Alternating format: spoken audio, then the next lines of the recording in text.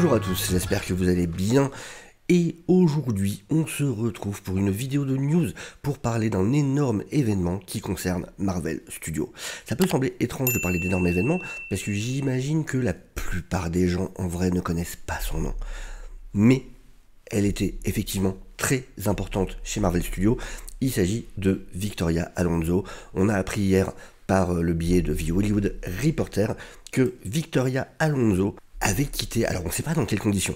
Honnêtement, pour l'instant, on ne sait pas grand-chose. On voit beaucoup d'articles qui théorisent sur des choses. On n'a pas les éléments pour l'instant. On va sûrement en apprendre plus dans les prochains jours.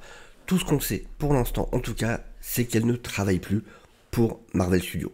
Qui est Victoria Alonso? Parce que vraiment, ouais, je pense que pour beaucoup de gens, son nom ne dit absolument rien. Donc comme c'est dit ici, elle a été productrice exécutive sur beaucoup de films. Alors elle était déjà productrice avant, exécutive à partir d'Avengers et sur tous les films suivants. Et elle va l'être encore même là, même si elle quitte Marvel Studios. Il y a pas mal de programmes. Attendez, j'avais trouvé ça dans Variety. Voilà, tout ce qui est The Marvels, Guardians of the Galaxy 3, Secret Invasion, Iron Heart, Echo, Agatha Coven of Chaos. Tout ça, elle sera encore au crédit comme productrice exécutive. Donc cette femme, ça faisait très longtemps qu'elle travaillait pour Marvel Studios, depuis 17 ans. À l'époque où Marvel Studios était encore situé à Beverly Hills, au-dessus d'un garage Mercedes-Benz. Elle est restée quand Disney a racheté du coup Marvel Studios. Et elle a vécu, voilà, enfin toute la progression de Marvel, du début de Marvel Studios, vraiment jusqu'à son apogée, et jusqu'à maintenant. Voilà, elle était rentrée en 2006 en tant que chef des effets visuels et de la post-production. Elle avait aidé à lancer le Marvel Cinematic Universe en tant que coproductrice en 2008 sur Iron Man.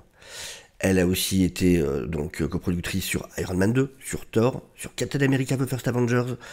Elle est ensuite devenue productrice exécutive, comme on disait, sur Avengers et sur tous les films suivants, sur tous les programmes de télévision. Et en 2021, elle avait été promue au rôle de présidente de tout ce qui concerne le physique, la post-production, les effets visuels et la production de l'animation. Donc vraiment, c'était voilà une des personnes très très importantes de chez Marvel. Faut savoir qu'on parle tout le temps de Kevin Feige, c'est vrai que c'est le visage du MCU, mais il y a d'autres personnes qui sont extrêmement importantes. Il y avait effectivement Victoria Alonso, il y a par exemple Louis D'Esposito. Louis D'Esposito, c'est un nom, il y a des grandes chances que vous ne le connaissiez pas, c'est l'homme de l'ombre. C'est le co-président de Marvel Studios, co-président.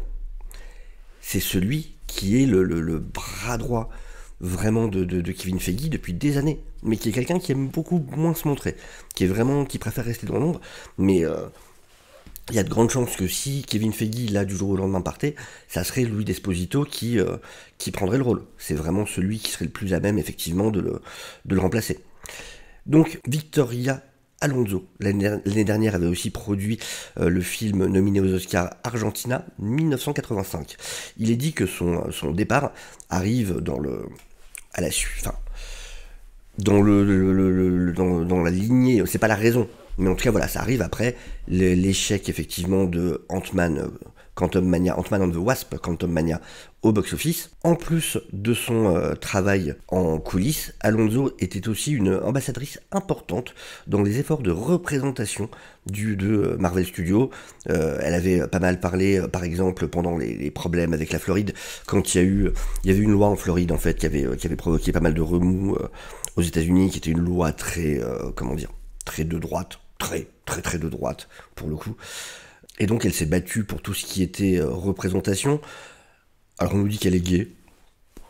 Je vois pas l'intérêt de le dire dans un article qui concerne son taf. Enfin, c'est très américain, ça, c'est vraiment très américain. J'imagine sur tous les articles, quand on parle de Kevin Feige, on dirait Kevin Feige qui est hétérosexuel. Ben, bon, elle est gay, on s'en fout. Mais du coup, par contre, dans son combat, il y a un côté très à l'américaine. C'est-à-dire que, voilà, parfois, de mon avis, c'était quand même un petit peu exagéré. Par exemple, c'est elle qui avait eu cette citation on va dire, un peu malheureuse, parce que c'est vrai que ça fait pas mal de bruit et pas dans le bon sens, qui disait que les X-Men ne devraient plus s'appeler... Toutes les histoires sur les X-Men qui devraient plus s'appeler les X-Men, ça venait d'elle. C'était elle qui avait dit qu'effectivement, oui, il y a des femmes dans l'équipe, donc les X-Men ne devraient pas s'appeler les X-Men, plutôt les X-People ou un truc comme ça. Ouais, enfin, c'est quand même une marque ultra connue. X-Men, ça reste le comics le plus vendu de l'histoire, c'est un numéro d'X-Men. Enfin, tu changes pas une marque comme ça qui fonctionne autant, enfin, ça n'a aucun sens. Donc bon, ça faisait partie effectivement des trucs un peu spéciaux. Suite à ça, est arrivé, par exemple, alors, on a Chris Lee qui du coup est un insider vraiment reconnu, qui est un senior reporter pour Vulture et pour le New York Mag, qui justement s'occupe de tout ce qui concerne Hollywood. Et ça a fait pas mal de bruit. Alors du coup j'ai vu l'info au départ par Nuage. Comment dire, par le Twitter des poteaux de Nuage, donc Comics Guardian et Landry, qui ont partagé ça assez vite. C'est la première source sur laquelle j'ai vu Nuage, N-U-A-J-E-S, que vous pouvez retrouver du coup sur Twitter, sur TikTok, sur Instagram. Et donc c'est super intéressant. On a donc Chris Lee qui nous dit: il y a tellement de sources au sein des équipes de VFX qui m'ont dit que Victoria Alonso était à elle seule responsable pour l'environnement toxique à Marvel. Une faiseuse de roi qui récompensait la fidélité, qui ne remettait jamais rien en question avec une avalanche de travail, mais aussi qui tenait une blacklist, une liste noire, qui gardait les pros des VFX hors de tout travail si jamais si jamais ils osaient discuter quoi que ce soit. Ils la regardaient avec frayeur. Elle avait vraiment énormément de pouvoir, une quantité folle de pouvoir. Elle était derrière la plupart des créations, des décisions créatives majeures sur tous les films et toutes les séries. Kevin Feige et Victoria Alonso, personnellement, eux, ils approuvaient chaque shot, tous les effets, tout le travail d'effets visuels, ce qui est normalement le travail du réalisateur ou du showrunner. Et là, il y a une citation, celle dont vraiment tout le monde a peur, c'est Victoria Alonso. Lui a dit donc quelqu'un qui travaillait pour un studio de VFX. Si elle vous apprécie, vous allez travailler et vous allez progresser dans l'industrie. Si vous l'avez embêté de quelque manière que ce soit, c'est foutu. Donc, il semblerait effectivement qu'elle avait une énorme part sur les problèmes d'ambiance, sur les problèmes de rapport avec les studios. Et il y a une autre citation que j'avais trouvée d'ailleurs, enfin qui est la même, mais du coup c'est plus précis, qui nous dit justement, là c'est un studio de VFX basé à Vancouver, qui a décidé de ne jamais plus retravailler avec Marvel, qui justement disait que c'était complètement de la faute de Victoria Alonso, que pour eux c'était la responsable et qu'il était hors de question de retravailler avec elle en fait. Mais du coup, par rapport à cette news, il y a deux facettes, je trouve, même plusieurs, plus que deux. Mais on va faire ça dans l'ordre. D'une part, c'est très bien, tant mieux, si effectivement elle était responsable d'une aussi mauvaise ambiance et d'une telle chape de peur sur les équipes de VFX, d'autant plus vu les choix qui ont été faits, tant mieux, c'est très bien qu'elle parte. C'est vraiment très bien. Maintenant, je me dis, ça fait donc 17 ans qu'elle est là, 17 ans qu'elle s'occupe des VFX. Depuis combien de temps c'était comme ça? Parce que là, on est en train de tout lui mettre sur le dos. Mais d'ailleurs, il y a ce moment-là où on nous dit bien Kevin Feige et Victoria Alonso, personnellement, approuvaient chaque shot et tous les effets visuels et tout ça. Donc Kevin Feige, il n'était pas au courant de tout ça? Il savait pas? Est-ce que c'est pas un moyen de mettre le goudron et les plumes à une personne, à la livrer un peu en pâture, parce qu'il voit bien que les studios de VFX se plaignent de plus en plus, ça commence à faire du bruit, le grand public commence à être au courant des soucis qui se passent en coulisses. Est-ce que c'est pas un moyen de calmer les foules? Est-ce que c'est pas un moyen de dire, regardez, vous avez vu, Et maintenant, c'est nickel. On est clean. Elle est plus là. Mais oui, mais c'est pas la patronne. Ok, elle a un poste très important. Mais au-dessus, il y avait Kevin Feige. Il y avait Louis Desposito. Il y avait Bob Iger. Ou Bob Chapek pendant un moment. Tous ces gens-là ont laissé faire pendant très longtemps. Donc déjà, c'est une des choses qui me pose souci. Maintenant, tant mieux. Si la solution s'améliore, vraiment, tant mieux.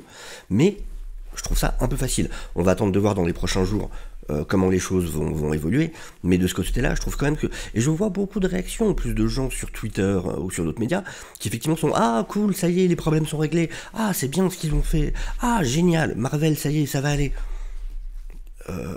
Mais ils ont découvert le problème hier, en fait, chez Marvel. 17 ans qu'elle est là. 17 ans. C'est devenu comme ça dans les derniers mois. Kevin Feige, elle, travaillait de manière très proche. Il a jamais remarqué la manière dont elle bossait, la manière dont elle traitait les gens, la manière dont elle mettait la pression sur les studios de VFX. Et j'ai un autre souci avec ça. Est-ce que c'est elle qui a décidé qu'il y aurait 50 films par an, 200 programmes télé, et ainsi de suite? Est-ce que c'est elle qui a fait cet emploi du temps? Est-ce que c'est elle? Est-ce que c'est à cause d'elle que les studios n'ont pas le temps de pouvoir faire un travail correct? Je veux dire, sa manière de mettre la pression, du coup, sur les studios de VFX, c'est la résultante de leur donner autant de travail. C'est parce que, au-dessus d'elle, on prévoit autant de programmes qu'il y a besoin d'autant leur mettre la pression, parce que sinon, ils pourraient travailler dans des conditions normales. Donc, je trouve vraiment, du coup, vraiment, d'un côté, je trouve que c'est très bien, très très bien qu'elle soit plus là, mais j'ai l'impression que c'est un peu mettre tous les problèmes sur elle de manière un peu facile. Ça me paraît vraiment la solution de l'acheter, de dire voilà, c'était elle, c'est bon, on est bien maintenant.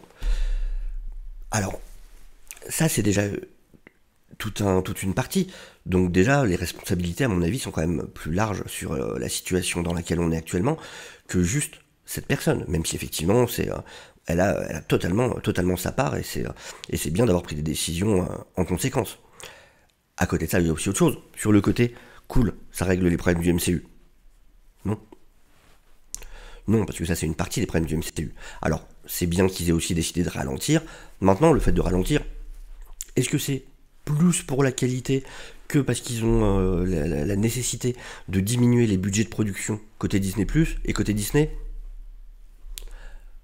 À voir. La part de Disney+, perd énormément d'argent, et de toute façon, ils doivent baisser les coûts de production par an, et donc baisser le nombre de programmes, parce que les abonnements rapportent pas assez par rapport à ce qu'ils dépensent en programme.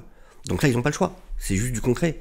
Ils ont perdu 1,4 milliard dans le dernier semestre 2022. Évidemment qu'ils doivent baisser le nombre de productions. Ils ne peuvent pas tenir à ce rythme-là. Donc, est-ce que c'est vraiment la qualité qui les a poussés à ça? C'est ce qui se dit. On verra. On verra la différence. Mais en plus, c'est pas que les VFX le problème. Il y a ça aussi. Là, c'est bien. Si ça peut régler une partie des choses, et qu'effectivement, ça se passe mieux de ce côté-là, surtout pour les équipes de VFX, qui sont ceux, ok, nous, en tant que public, on a envie d'avoir la qualité, tout ça, mais il faut d'abord penser aux gens eux-mêmes qui étaient en burn-out, qui dormaient sous leur bureau parce qu'ils n'avaient même pas le temps de rentrer chez eux la nuit, qui travaillaient dans des conditions déplorables. C'est surtout pour ces gens-là que c'est important. Et ensuite, pour nous, en tant que public, évidemment, en tant que passionnés, d'avoir des choses de meilleure qualité. Mais ça suffira pas d'améliorer les VFX. Il y a tout un travail aussi à faire sur l'écriture, sur la manière dont le MCU est géré, dont la manière dont les personnages sont introduits. Donc on en reste toujours avec le fait qu'on a une équipe d'Avengers, enfin de potentiels Avengers, dont pour l'instant la plupart des gens se fichent. On a encore des personnages qui ont été introduits, dont la plupart des gens ont un peu rien à faire quand même. On en parlait dimanche dernier dans le live, par rapport à une interview justement de l'actrice de Riri Williams, qui disait, c'est un bon exemple, qui disait que quand elle est arrivée sur Wakanda Forever, elle ne connaissait pas le personnage de Riri Williams, que les scénaristes n'avaient pas encore commencé à bosser dessus, et qu'en fait c'était dans sa série qu'elle apprendrait qui est son personnage. En gros, elle devait jouer Riri Williams de la manière la plus neutre possible, Parce qu'elle ne savait pas ce qu'on appelle la Bible du personnage, c'est-à-dire qui est le personnage. Est-ce que son personnage a une vie de famille épanouie? Est-ce que son personnage est croyant ou non? Est-ce que son personnage est quelqu'un de colérique ou non? Ainsi de suite. Elle ne savait pas. On l'a fait venir. Vas-y, tu joues dans ce film. Voilà tes lignes. Par contre, elle ne sait rien de son personnage parce que son personnage va être écrit ensuite. Et elle disait, du coup, ce sont les scénaristes d'Ironheart qui, eux, viendront donner de la contenance à ce personnage. Mais dans ce cas, le mettez pas avant. Même l'actrice ne sait pas comment elle doit le jouer. Évidemment, on se retrouve avec un personnage qui n'est qu'un personnage fonction, qui est le plus neutre possible, parce qu'elle ne sait pas. Et du coup, elle disait, quand vous rencontrerez mon personnage dans Ironheart, ça sera certainement quelqu'un de très différent. Oui, mais ça n'a aucun sens. Du coup, on se dira, bah c'était qui dans Wakanda Forever? Pourquoi elle agit pas du tout de la même manière? Donc, vraiment, on peut pas limiter les problèmes du MCU au VFX. C'est vraiment, c'est une part, une petite facette. Mais ça n'est qu'une toute petite partie de ce qui ne va pas, chez Marvel. Donc voilà, j'espère qu'on va pas se focaliser là-dessus et oublier le reste. Je rappelle qu'on a encore Jeff Loveness, le grand ami de la chaîne, qui écrit toujours Avengers 5, ce qui fait franchement flipper quand on voit le boulot qu'il a fait sur Quantum Mania. Donc voilà, c'est bien, c'est une étape, tant mieux. Maintenant, j'aimerais bien savoir à quel point, donc en parlant de Victoria Alonso, maintenant j'aimerais bien savoir à quel point les autres autour étaient aussi responsables et ont laissé faire. Et surtout, je m'attends à d'autres choses. Parce que ça n'est qu'une partie des problèmes. Maintenant, il va falloir améliorer tout le reste aussi. Donc ça va être important de voir ce qui se passe dans les semaines, dans les mois qui viennent. C'est là qu'on va voir vraiment si est-ce qu'ils ont vraiment ciblé les problèmes et du coup arriveront vraiment à les résoudre, ou est-ce que, comme c'est souvent l'habitude d'Hollywood, ils vont voir les vrais problèmes et trouver les mauvaises solutions. On verra. J'espère vraiment que ça va s'arranger du côté du MCU. En tout cas, j'ai envie de voir des films de qualité.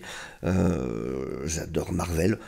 J'adore DC, j'adore Marvel. J'ai envie de, quel que soit l'étendard, j'ai envie de voir des programmes de qualité, histoire que les fans soient contents, qu'on puisse en parler. Donc ouais, j'ai envie d'y croire. Maintenant, j'espère qu'effectivement, ils vont se réveiller, prendre des bonnes décisions. Enfin voilà, c'était en tout cas pour vous expliquer un peu du coup ce qui se passe de ce côté-là, vous donner mon point de vue pour ce qui vaut. En tout cas, n'hésitez pas à me donner votre point de vue à vous, bien évidemment, en commentaire, ça m'intéresse, on pourra du coup en discuter. N'hésitez pas bien sûr à vous abonner à la chaîne, n'hésitez pas à liker la vidéo, voilà, tous les trucs de YouTube, vous savez comment ça se passe, vous connaissez le système. Sur ce, je vous dis à très bientôt, prenez soin de vous, ciao ciao.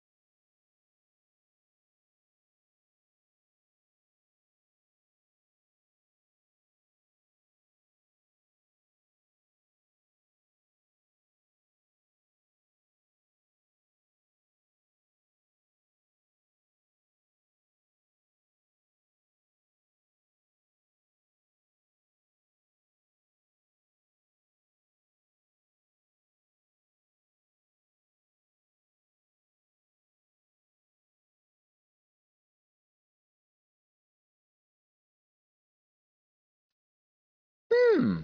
Oh.